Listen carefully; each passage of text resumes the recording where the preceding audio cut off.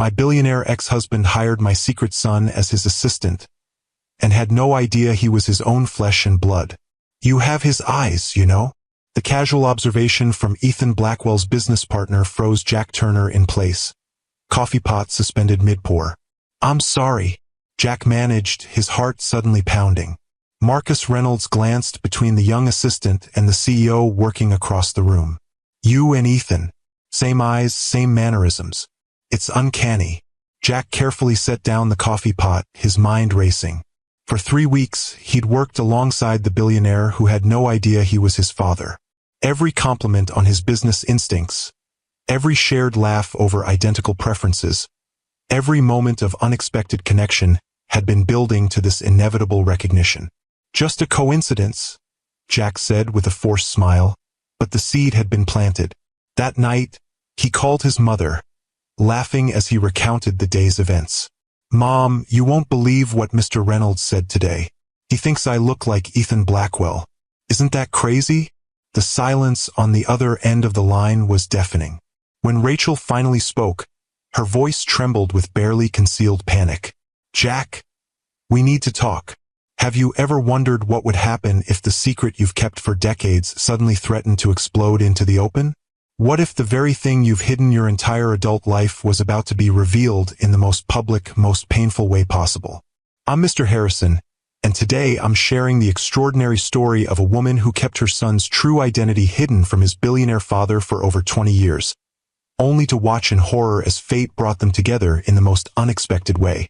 When her son was hired as his father's personal assistant, the countdown to discovery began, and nothing would ever be the same again.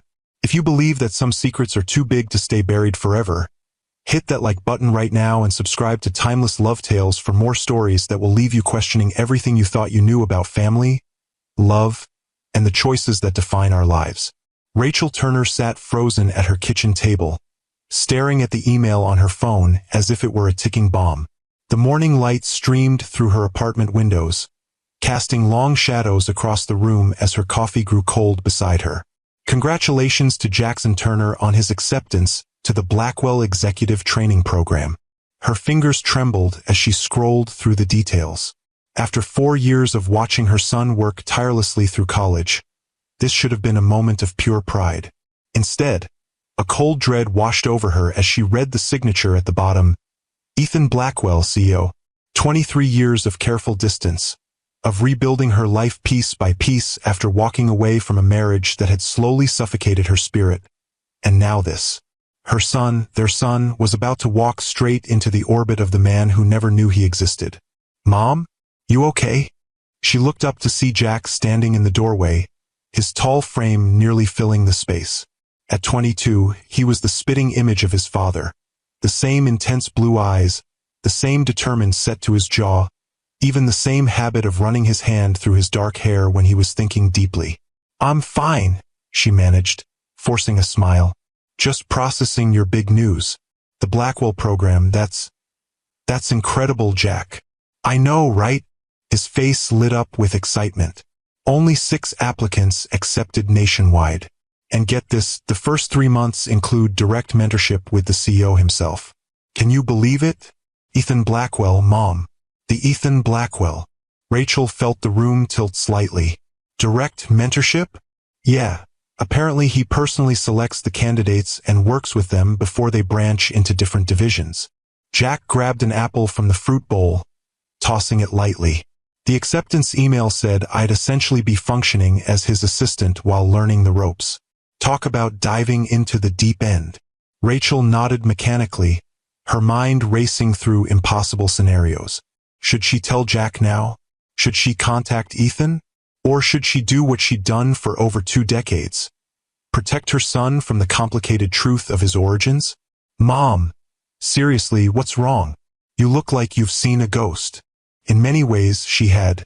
The ghost of a life abandoned, of choices made in both desperation and determination. Nothing's wrong, she said, standing up and embracing him tightly. I'm just so proud of you. This is a huge opportunity. Over his shoulder, Rachel caught sight of their reflection in the window. Mother and son, the family they'd always been. just the two of them against the world. But the world was about to get much more complicated. Have you ever built a life around protecting someone you love, only to watch it all unravel in an instant? If you've ever had to choose between a painful truth and a comfortable lie, you'll understand the impossible choice Rachel faced in that moment. To understand how Rachel found herself in this impossible situation, we need to go back to the beginning, to a time when she was young, ambitious, and hopelessly in love with a man whose vision would change the world, but whose success would ultimately tear them apart. Rachel had met Ethan Blackwell during her final year at business school, when he was already making waves as a brilliant young entrepreneur with his first successful startup. Their connection was immediate and electric, two ambitious minds with complementary skills and shared dreams. You see things differently, Ethan had told her during those early days, his voice filled with genuine admiration. You find solutions where others see only problems. Their courtship had been a whirlwind, intense, passionate, and blinding in its perfection. Marriage followed quickly, and for the first 2 years, Rachel had believed she was living a dream. She worked alongside Ethan as his company grew, her financial acumen complementing his visionary ideas. They were partners in every sense, or so she thought. But as Blackwell Industries expanded, so did the distance between them. Ethan's drive, once so attractive, became all-consuming. Board meetings that once included her strategic input gradually became closed-door sessions where her presence was no longer requested. Her role in the company she had helped build began to shrink, her voice increasingly silenced. The board feels more comfortable with Bradford handling the financial strategy, Ethan had explained after one particularly painful exclusion. It's nothing personal, just business. But it was personal. Every dismissal, every overlooked suggestion, every time he spoke over her in meetings. It all felt deeply, painfully personal. Their home life began to reflect these changes. Ethan expected Rachel to attend social functions as the perfect corporate wife, to entertain clients and partners, to represent the Blackwell brand with flawless precision. Her own ambitions, her own identity, began to blur at the edges. You don't need to worry about the business anymore, he told her one night after she'd questioned a risky acquisition. Focus on building our home life. We'll start a family soon. It wasn't that she didn't want children. She did. But she wanted them as an addition to her identity, not a replacement for it. The more Ethan pushed her toward a role she hadn't chosen, the more she felt herself disappearing.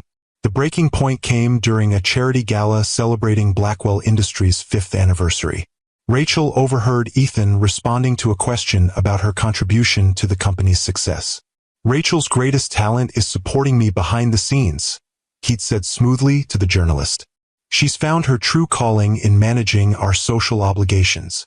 That night, after returning to their penthouse, Rachel had confronted him. The argument that followed revealed the unbridgeable gap that had formed between them. You used to value my mind, my ideas, she'd said, tears of frustration burning in her eyes. Now all you seem to care about is how I look on your arm at events.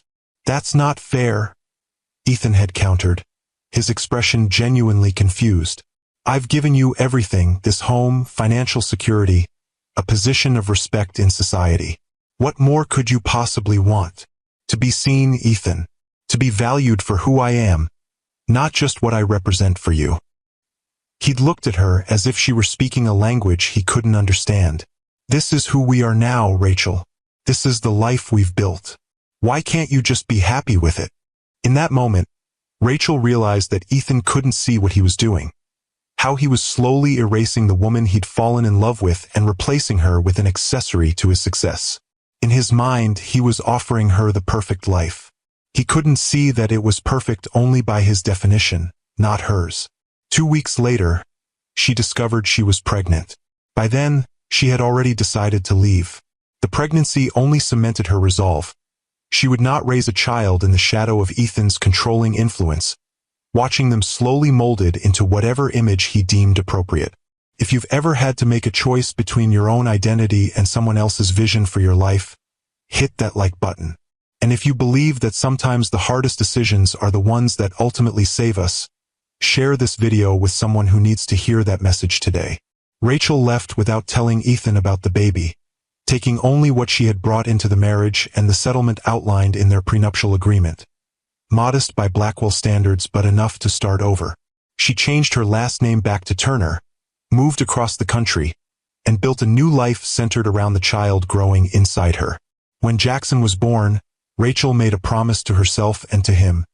He would grow up knowing his own worth, free to become whoever he wanted to be. She would support his dreams rather than imposing her own. And she would protect him from the complicated truth until he was old enough to understand. The early years weren't easy. Rachel juggled part-time consulting work with caring for an infant, often working late into the night after Jack had fallen asleep. There were moments of doubt, of wondering whether she'd made the right choice, especially on those nights when Jack would cry with fever and there was no one to share the worry, no one to take the next shift so she could sleep. But there were also moments of pure joy that validated her decision. Jack's first steps, his first words, the way his face lit up when he mastered a new skill. She watched him grow into a thoughtful, kind-hearted boy with his father's determination but none of his ruthlessness. Over the years, Jack had asked about his father. Rachel had crafted a careful narrative, a brief marriage that ended amicably before either knew about the pregnancy, a clean break with no lingering connections. She told him his father had been a businessman who traveled constantly, making a relationship with a child impossible. It wasn't entirely untrue, just incomplete. "Did he ever want to meet me?" Jack had asked once around his 10th birthday. Rachel had chosen her words carefully. "Your father made choices about his life priorities before you were born. Those choices didn't include the kind of stability a child needs." It wasn't a lie exactly. Ethan had chosen his company, his vision, his definition of success over the partnership they'd once shared. Those choices had made it impossible for Rachel to imagine raising a child with him. As Jack grew, Rachel built a successful career as a financial consultant for small businesses, providing them with the expertise she had once offered Ethan. The irony wasn't lost on her that she had found professional fulfillment doing exactly what he had dismissed. Her clients valued her insight, her strategic thinking, her ability to see both the forest and the trees. She dated occasionally but never remarried. Some of her friends, particularly Sophia Martinez, who had known her since college, urged her to get back out there more seriously. But Rachel found her fulfillment in her work and in raising Jack, who proved to be as brilliant and determined as his father, but with a compassion and emotional intelligence that was entirely his own. When Jack decided to study business and finance in college, Rachel had felt a mixture of pride and apprehension. She recognized Ethan's ambition in him, but hoped she had instilled enough of herself to balance it. Watching him excel, seeing how he lifted others up rather than using them as stepping stones, had reassured her. Until now.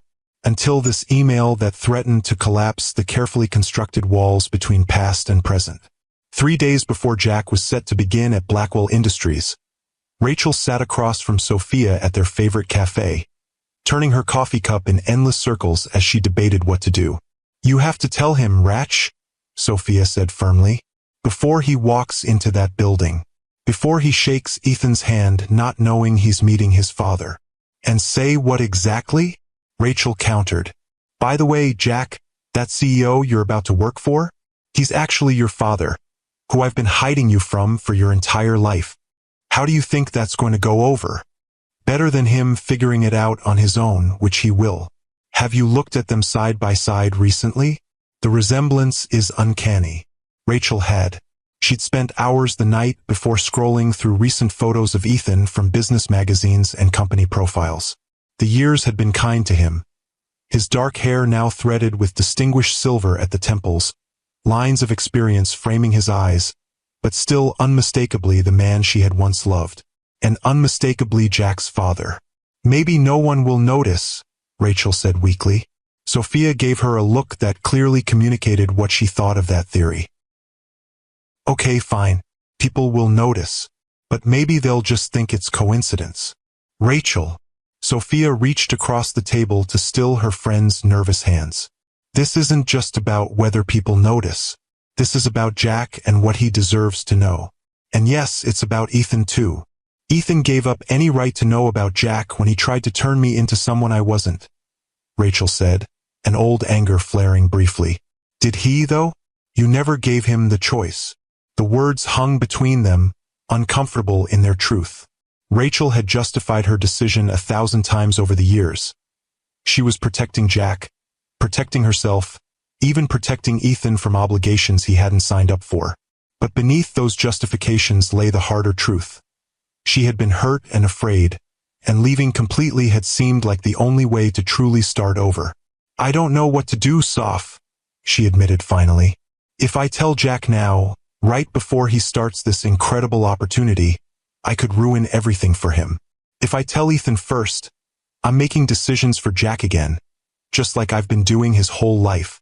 There's no perfect solution here, Sophia said gently.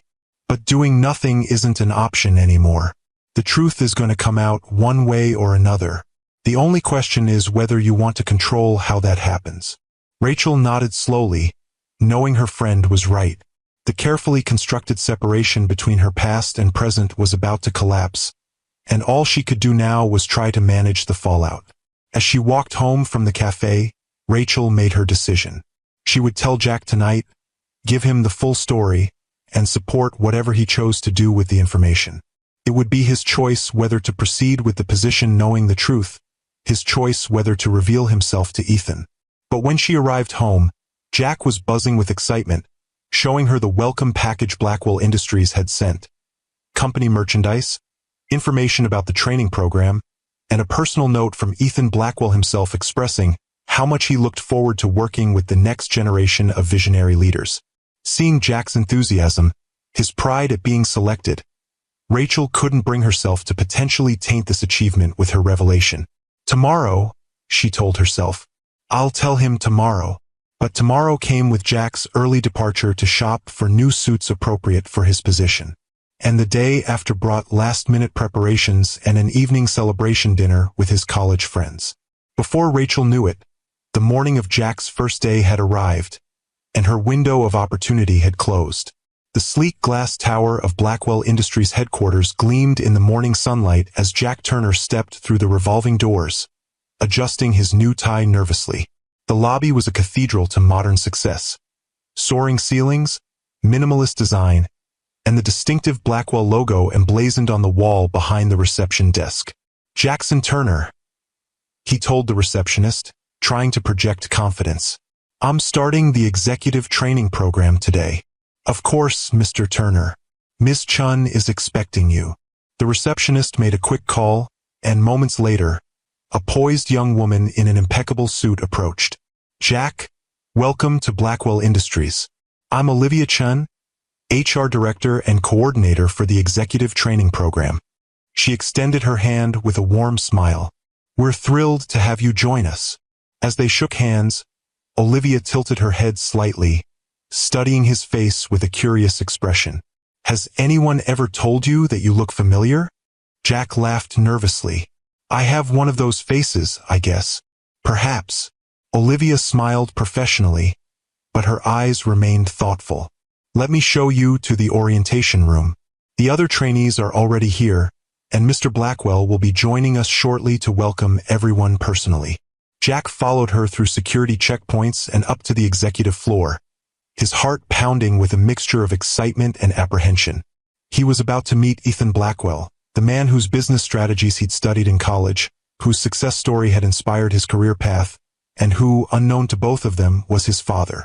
The orientation room was sleek and modern, with floor-to-ceiling windows offering a panoramic view of the city.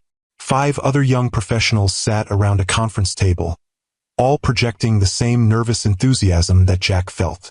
Olivia introduced him to the group, then checked her watch. Mr. Blackwell should be here any moment. He never misses welcoming new trainees personally. As if on cue, the door opened, and Ethan Blackwell strode in. At 53, he carried himself with the confident authority of a man who had built an empire from nothing. His dark hair was now threaded with silver, but his piercing blue eyes, the same eyes Jack saw in the mirror every morning, were as sharp and focused as ever. Welcome to Blackwell Industries, Ethan said, his voice resonant and commanding. You six represent the best and brightest of your generation, selected from thousands of applicants. Over the next year, you'll be immersed in every aspect of our operation, starting with 3 months of direct mentorship with me. His gaze moved around the table, making brief eye contact with each trainee. When he reached Jack, something flickered across his expression. A momentary pause, a slight narrowing of his eyes, gone so quickly that Jack wondered if he'd imagined it. I look forward to working with each of you, Ethan continued smoothly. Ms. Chun will handle your orientation today. Tomorrow, you'll begin shadowing me in rotation, starting with... He glanced down at the tablet in his hand. Jackson Turner. Jack's stomach dropped. He'd expected to be part of the rotation, but not to be first in line. Not to be thrown into direct one-on-one interaction with Ethan Blackwell on his second day. Thank you, sir, he managed to say, his voice steadier than he felt. I'm looking forward to it. Ethan nodded, his expression unreadable. My office, 7 a.m. sharp. I start early. With that, he excused himself, leaving Olivia to continue the orientation. As the day progressed through security protocols, company policies, and tours of the facility, Jack found himself increasingly distracted by the looming reality of tomorrow's mentorship session. By the time he returned to his apartment that evening, his mind was racing with scenarios of what might happen when he spent hours alone with the father who didn't know he existed. He called his mother that night, needing to hear her voice, to ground himself in the familiar before stepping further into this surreal situation. How was your first day? Rachel asked, her voice carefully controlled, betraying none of the anxiety Jack knew she must be feeling. Good. Overwhelming, but good. Jack hesitated, then added, I met him, Mom. Ethan Blackwell. A beat of silence. And nothing. He welcomed all the trainees, assigned our rotation schedule. I'm shadowing him tomorrow. Another pause. Already? I thought there would be more general orientation first. That was today. Tomorrow I start actual work with him. Jack ran a hand through his hair, a gesture unconsciously mirroring his father's habit. Mom, should I be worried about something? You've been acting strange ever since I got this position. No, of course not, Rachel said quickly. It's a big opportunity. I want everything to go perfectly for you. Jack knew his mother well enough to sense there was more she wasn't saying, but he was too preoccupied with his own anxieties to press further. I should get some sleep. Early start tomorrow. Jack, Rachel said suddenly, her voice urgent. Just be yourself, okay? Don't try to be what you think he wants.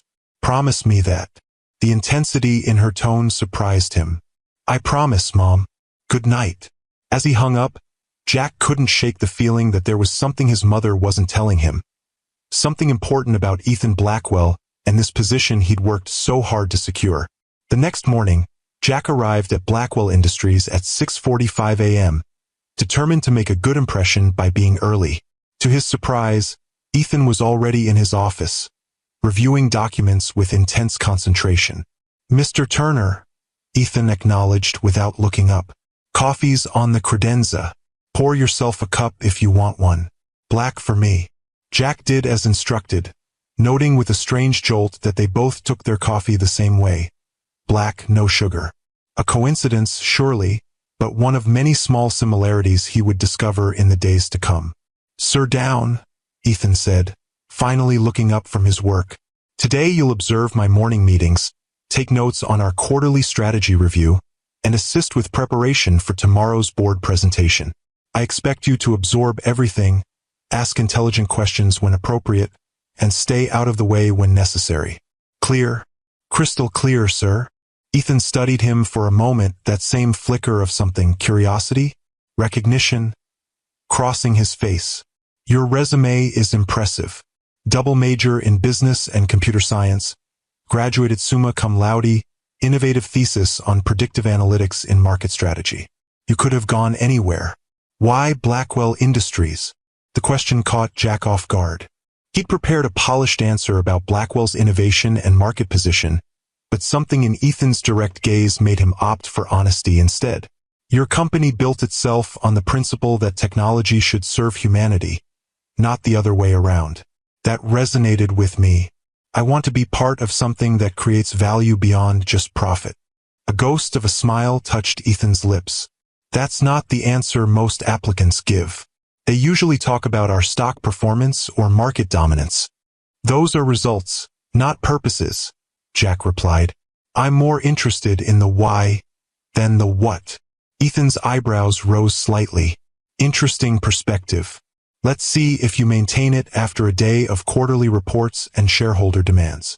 The day unfolded in a whirlwind of meetings, strategy sessions, and rapid-fire decisions that gave Jack a glimpse into the relentless pace of executive leadership. Throughout it all, he observed Ethan closely. His decision-making process, his interaction style, the way he commanded respect without demanding it.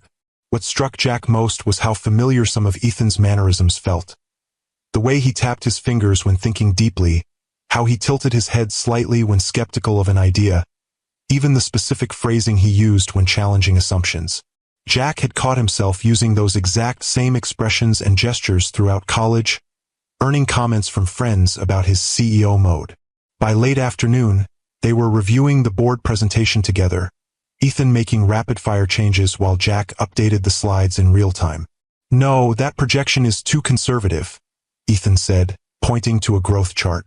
The Asian market expansion will accelerate faster once we clear regulatory hurdles in Singapore. What if we show both scenarios? Jack suggested.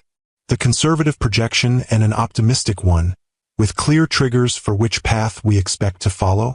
Ethan paused, considering. That's actually a good approach. It addresses Westfield's concerns while still communicating our confidence. He gave Jack an appraising look. Where did you learn to think like that? Jack shrugged. My mother. She's a financial consultant for small businesses. She always says that numbers tell a story, but smart people prepare for multiple endings. Something shifted in Ethan's expression. A subtle change Jack couldn't quite interpret. Your mother sounds like a wise woman. She is, Jack agreed, feeling a sudden pang of guilt for the secrets that lay between them. She raised me on her own, taught me everything I know about business ethics and strategic thinking. And your father? The question seemed casual, but Ethan's eyes were watchful. Not in the picture, Jack said, the practiced response coming automatically. Left before I was born. Ethan nodded slowly. His loss, clearly. The moment hung between them, charged with an undercurrent neither man could identify. Then Ethan glanced at his watch and the spell broke. It's nearly 7. We've accomplished enough for today.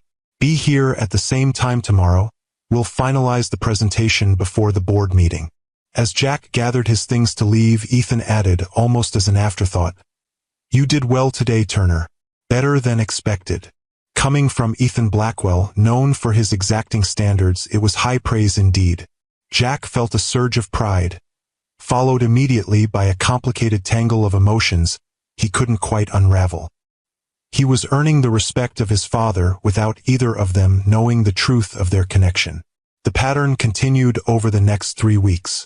Jack arrived early each morning to find Ethan already working, spent intense days learning the intricacies of the business, and gradually earned more responsibility as Ethan came to trust his judgment. They developed an easy working rhythm, their similar thinking styles allowing them to anticipate each other's approaches to problems. Others began to notice. Olivia Chun commented on how quickly Jack had adapted to Ethan's demanding pace.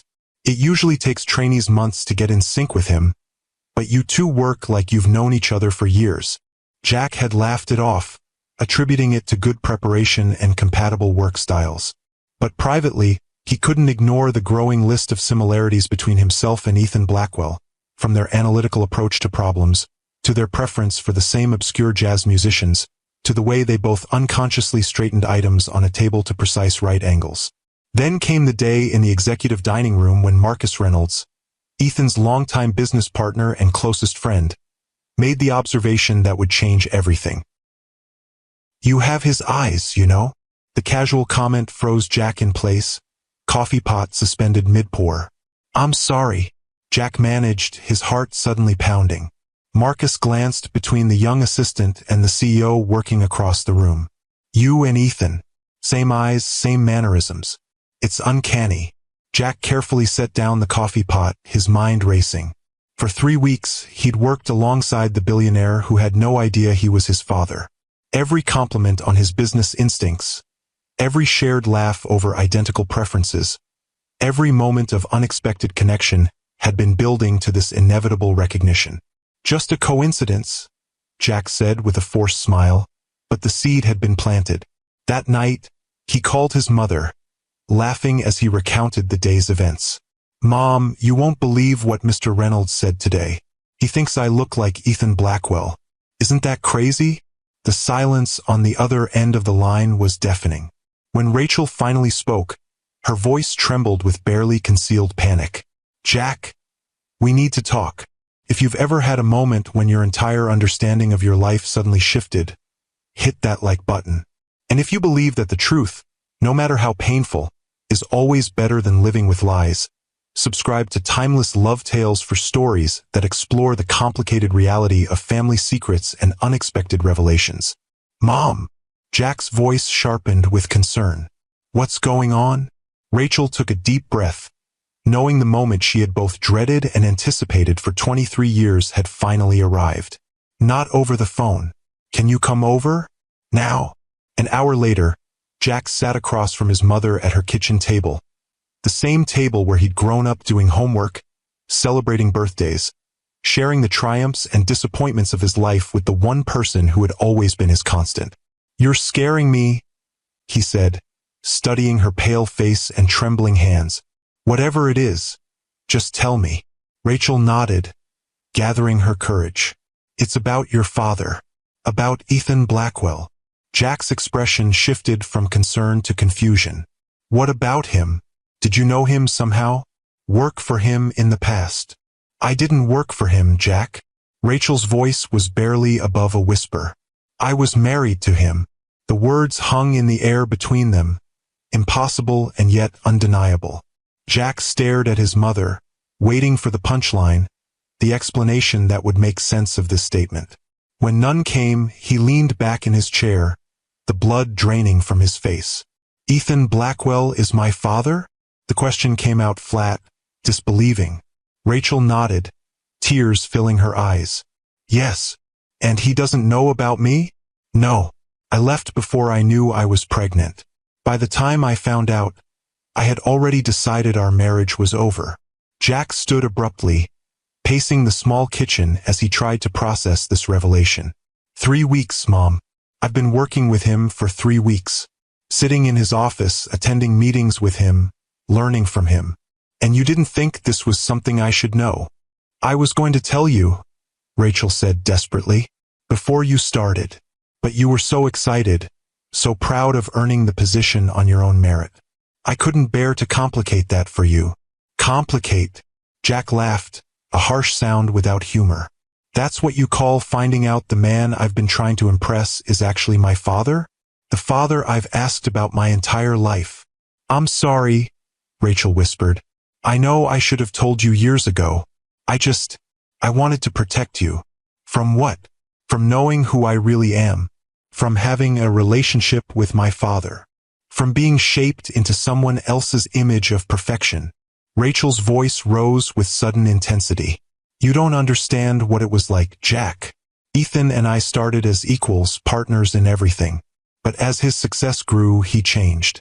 Or maybe he just revealed who he truly was. He didn't want a partner anymore. He wanted an accessory, someone to play the perfect corporate wife while he made all the decisions. Jack stopped pacing, struck by the pain in his mother's voice. What happened? Really happened. Not the sanitized version you've been telling me all these years. Rachel sighed, gesturing for him to sit back down.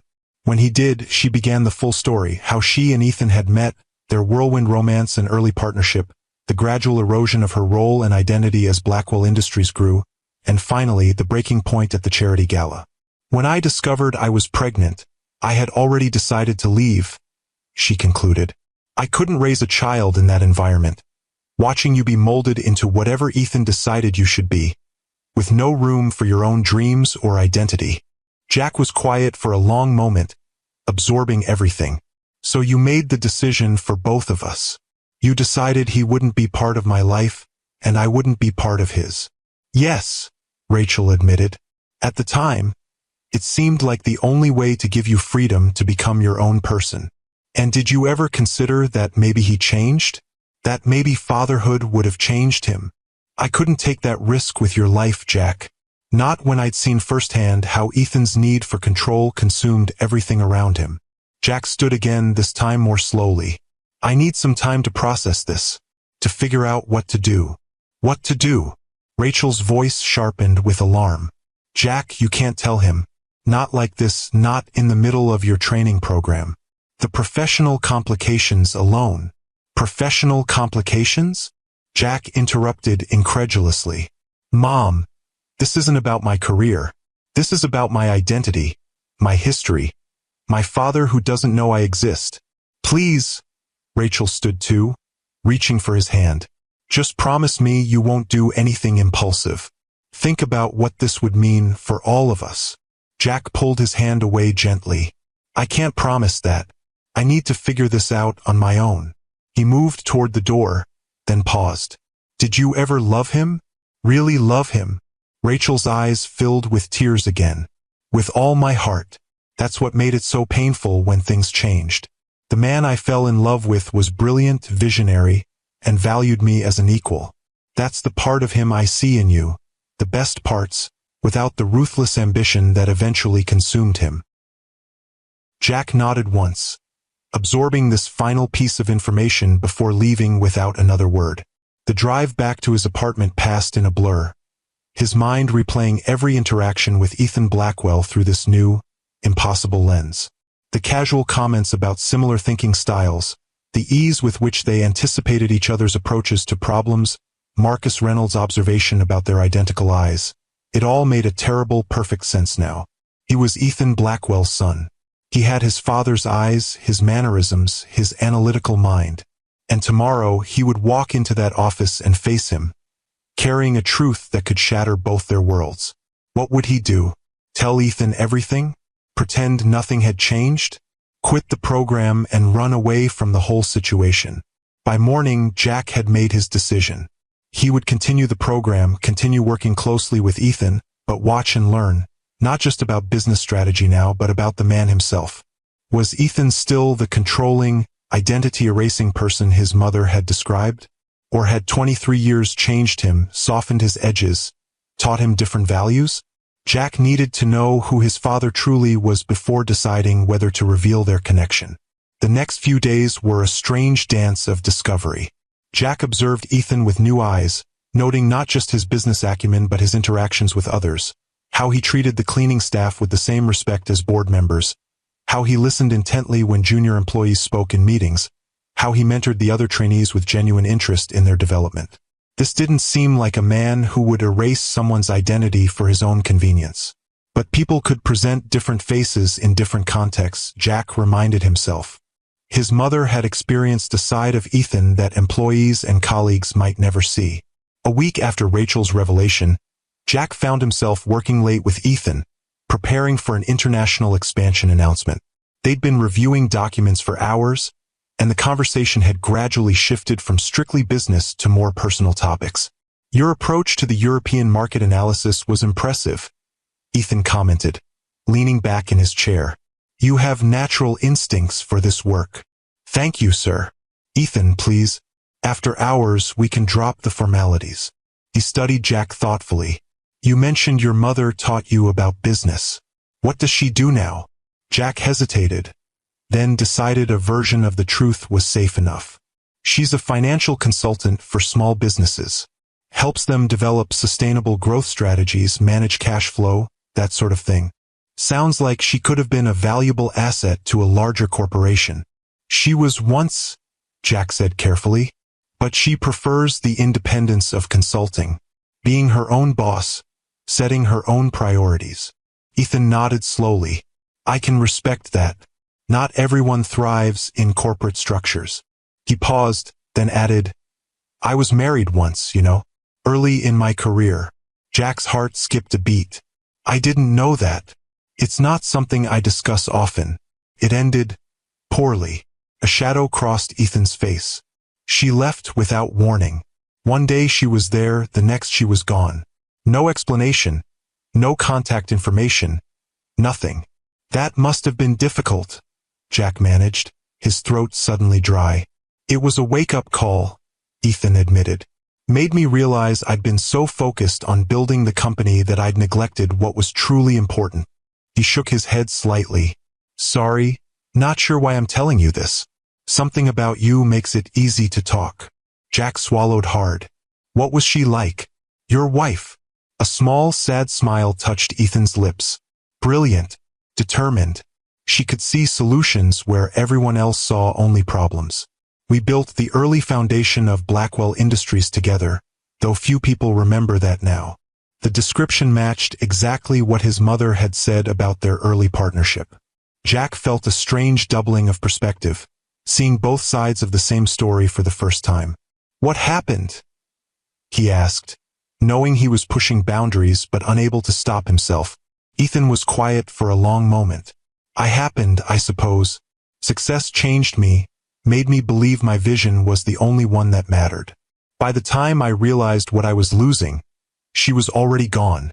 He straightened suddenly, as if remembering himself. Enough ancient history. Let's finish this presentation. The abrupt shift back to business was jarring, but Jack had seen something revealing in that brief, unguarded moment. Regret. Genuine regret for what had been lost.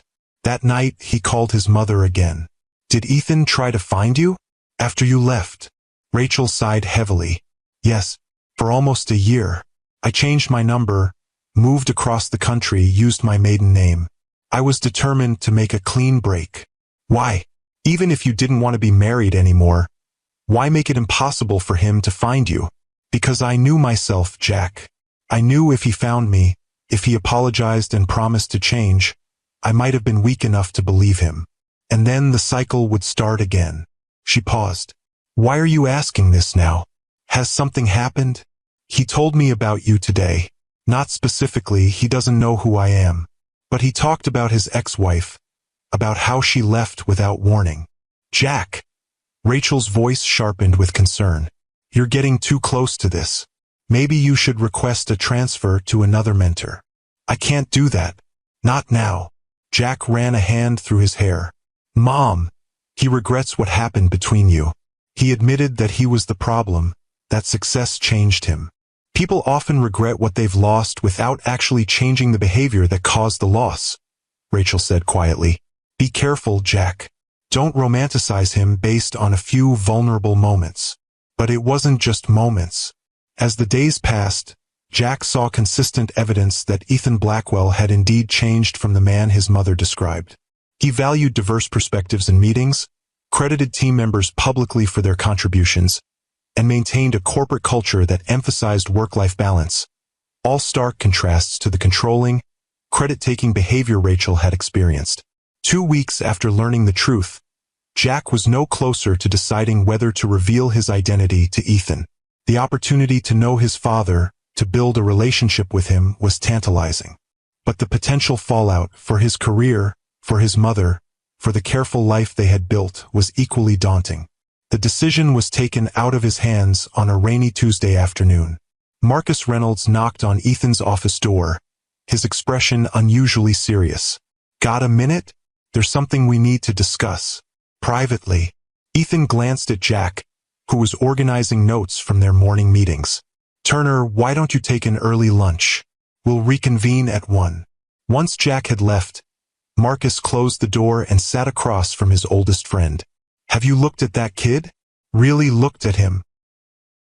Jack? What about him? Ethan, he's the spitting image of you at that age. Same eyes, same mannerisms, same analytical approach. And he's what, 22? 23. Ethan frowned. What are you suggesting? I'm suggesting you do the math. Rachel left 23 years ago. This kid shows up with your eyes, your brain, and a mother who's a financial consultant who taught him everything he knows about business. Marcus leaned forward. He's your son, Ethan. I'd bet my stake in this company on it. The color drained from Ethan's face. That's impossible. Rachel would have told me if she was pregnant. Would she? After how things ended between you? Ethan sat back, his mind racing through every interaction with Jack Turner over the past month. The inexplicable sense of familiarity, the natural rapport, the shared thinking patterns that had made working together so effortless. Could it really be true? I need to know for certain, he said finally. How? You can't exactly demand a DNA test from your trainee without explanation. Ethan was already pulling up the company database on his computer. His application file. There will be a background check, personal details. He scanned through the documents quickly, stopping at Jack's birth certificate. Father's name, not listed. Date of birth, exactly 8 months after Rachel had left. My God, Ethan whispered. It's possible. It's actually possible. Marcus watched his friend carefully. What are you going to do? I need to talk to Rachel. Ethan's voice was hollow with shock.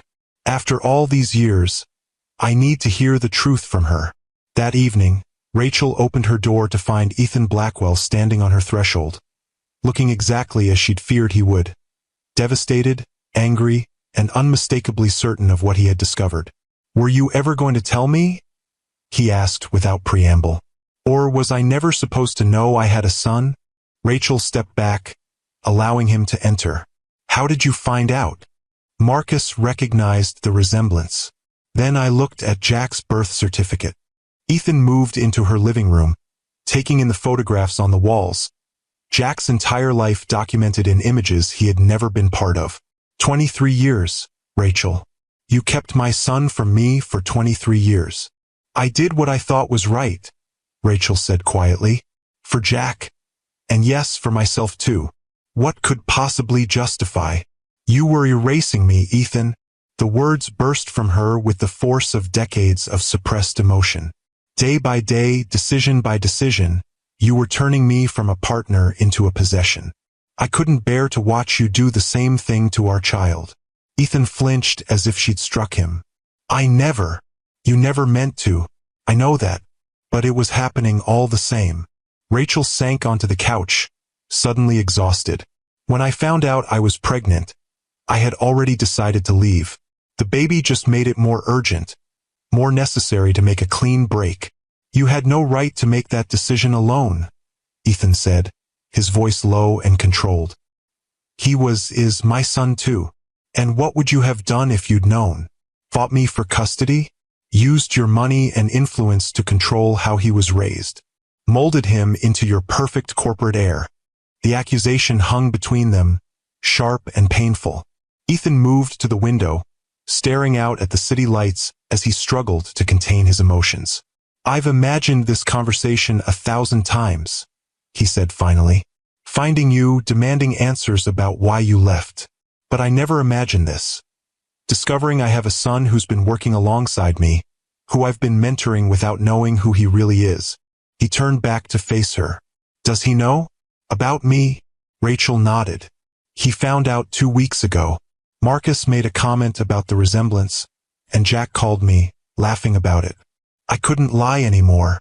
2 weeks, Ethan repeated incredulously. He's known for 2 weeks and said nothing? He wanted to understand who you are now before deciding whether to tell you, whether you deserved to know him. The statement hit Ethan like a physical blow. Whether I deserved. He shook his head, a bitter laugh escaping him. I suppose that's fair. I've had to earn my own son's approval before being granted the privilege of knowing he exists. Before Rachel could respond, the front door opened, and Jack stepped in, freezing when he saw Ethan standing in his mother's living room. I guess we're doing this now, he said quietly, closing the door behind him. The three of them stood in a triangle of tension, decades of secrets and unspoken truths filling the space between them. Jack looked from his mother to Ethan, seeing the raw emotion on both their faces. How did you find out? He asked Ethan. Marcus. Then your birth certificate. Ethan studied his son's face with new awareness, seeing now what should have been obvious from the beginning. Why didn't you tell me when you found out? Jack moved further into the room, setting down his bag. I needed to know who you really are first. Mom told me why she left, what you were like back then.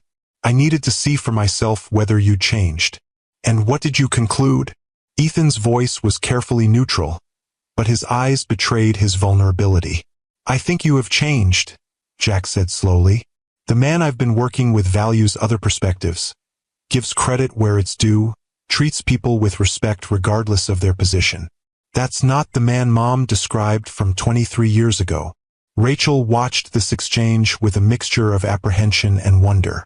Seeing them together, the resemblance was undeniable.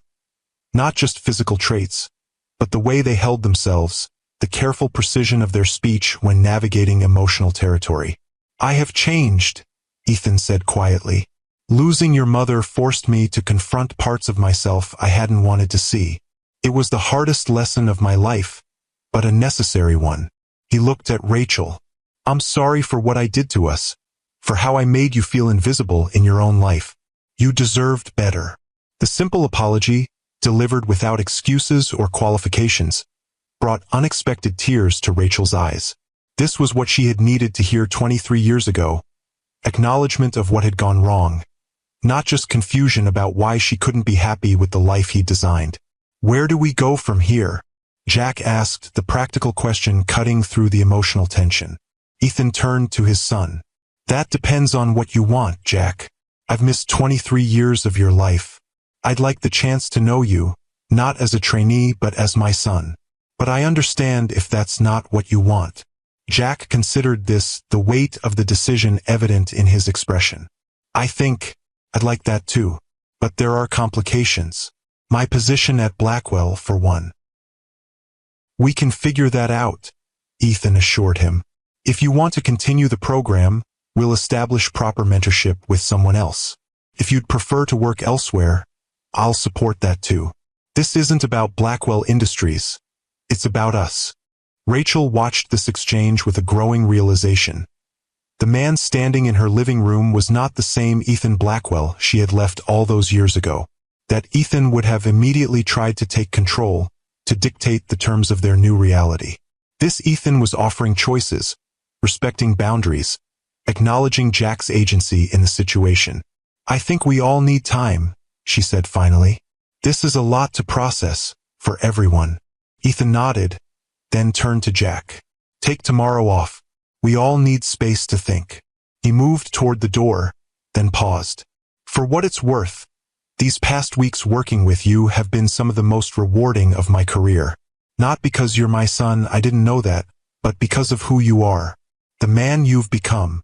His gaze shifted to Rachel. You did an incredible job raising him. After Ethan left, Jack and Rachel sat together in silence for several minutes, the magnitude of what had just happened settling around them. Are you okay? Rachel finally asked. Jack considered the question carefully. I don't know yet. There's a lot to process. But I think eventually I will be. He looked at his mother. What about you? Seeing him again after all this time. Harder than I expected, Rachel admitted. And also, healing in a way I didn't anticipate. Hearing him acknowledge what went wrong. Seeing that he's genuinely changed. She shook her head slightly. I carried the weight of that decision, keeping you from him for so long. Part of me always wondered if I'd done the right thing. Did you do the right thing? Rachel considered this, truly considered it for perhaps the first time. I think I did the right thing then, based on who he was and who I was at that time. But people change. I never accounted for that possibility. In the weeks that followed, they began the delicate process of redefining their relationships. Jack transferred to a different mentor in the program but continued to meet with Ethan regularly outside of work. Dinners where they discovered shared interests beyond business. Weekend hikes where they talked about everything from philosophy to technology trends. Gradual steps toward building the father-son relationship they had both been denied. Rachel kept her distance initially, not wanting to complicate Jack's developing relationship with his father. But eventually Ethan reached out to her directly. I'd like to talk, he said simply. About the past, about Jack. About where we go from here as co-parents. Even if it's 23 years later than it should have been. Their first conversation was awkward, painful at times, but also cathartic. Ethan spoke candidly about how losing her had forced him to confront his worst tendencies, how he'd worked to become a different kind of leader and person. Rachel shared the challenges and joys of raising Jack alone, the moments Ethan had missed, the person their son had become. 6 months after the truth had exploded into the open, the three of them sat together at Rachel's kitchen table, sharing a meal that would have seemed impossible half a year earlier. "I have something to tell you both," Jack announced. "I've been offered a position heading up the new social impact division at Blackwell. It would mean developing technologies specifically designed to address global challenges: climate change, healthcare access, educational inequality." "That's incredible," Rachel said warmly. "It sounds perfect for you." Ethan nodded in agreement. The board approved it unanimously. "Your proposal was brilliant, innovative but practical, visionary but grounded in reality." Pride shone in his eyes. "Though I recused myself from the vote, for obvious reasons." Jack smiled, looking between the two people who had shaped him in such different ways. His mother's compassion and resilience, his father's vision and determination. The road ahead wouldn't be simple. There were still moments of tension, old wounds that hadn't fully healed. But there was also something new growing from the ruins of the past: understanding, forgiveness, and the possibility of a different kind of family than any of them had imagined.